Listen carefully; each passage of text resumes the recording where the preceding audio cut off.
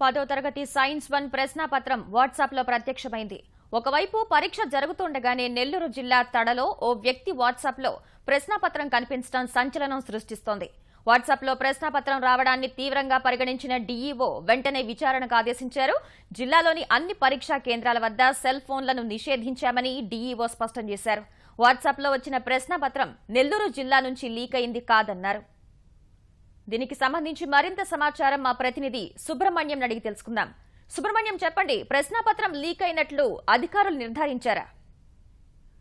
శ్వేత, ఈ 10th class ప్రశ్నాపత్రం Nellore జిల్లాలో WhatsApp లో హల్చల్ చేస్తా ఉంది. దీని మీద అందరిలో కూడా చాలా ఉత్కంఠ నెలకొందా ఉంది. అసలు ఇది ఎక్కడి నుంచి రిలీజ్ అయింది, ఏమైంది అనేది ఇక్కడ ఎవరికి అంతచిక్కటం లేదు. ఈ వాట్సాప్ లో హల్చల్ చేస్తున్న విషయం జిల్లా విద్యాశాఖ అధికారిని రామ ప్రశ్నించితే తన దృష్టికి కూడా వచ్చిందని చెప్పేసి దీని మీద విచారణకు ఆదేశించామని చెప్పేసి ఆయన చెప్పారు.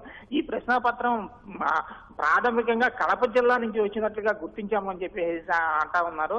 ఈ కడప జిల్లాలో అసలు ఎక్కడి నుంచి ఈ ప్రశ్నాపత్రం వాట్సాప్ లోకి వచ్చింది, అసలు ఎందుకు వచ్చింది, ఎవరి నుంచి వచ్చింది అనే దాని మీద పూర్తి స్థాయి విచారణ జరుపుతున్నామన్నారు. ఈ విచారణలో పూర్తిగా ఎక్కడి నుంచి వచ్చిందనేది దీన్ని గుర్తించే అవకాశం ఉందని చెప్పేసి ఆయన అంటా ఉన్నారు. కాకపోతే మాత్రం ప్రశ్నాపత్రం ఈ రోజుదేనని అని కూడా ఆయన చెప్తా ఉన్నారు. ఈ ప్రశ్నాపత్రం ఏ విధంగా వచ్చిందని దాని మీద మాత్రం అసలు అందరిలో అధికారుల్లోనూ ఇటు ప్రజల్లో కూడా ఉత్కంఠ నెలకొందా ఉంది. శ్వేత, సుబ్రహ్మణ్యం, చెప్పండి, ప్రశ్నాపత్రం లీక్ అయినందువల్ల అధికారులు తీసుకోబోయే తదుపరి చర్యలు ఎలా ఉండబోతున్నాయి ఈ విషయంలో? ఈ విషయంలో ప్రశ్నాపత్రం వాట్సాప్ లో ప్రత్యక్షం కావడం వల్ల ఇది ఎక్కడి నుంచి వచ్చిందనే దాని మీద ముందు ఆలోచిస్తున్నారు.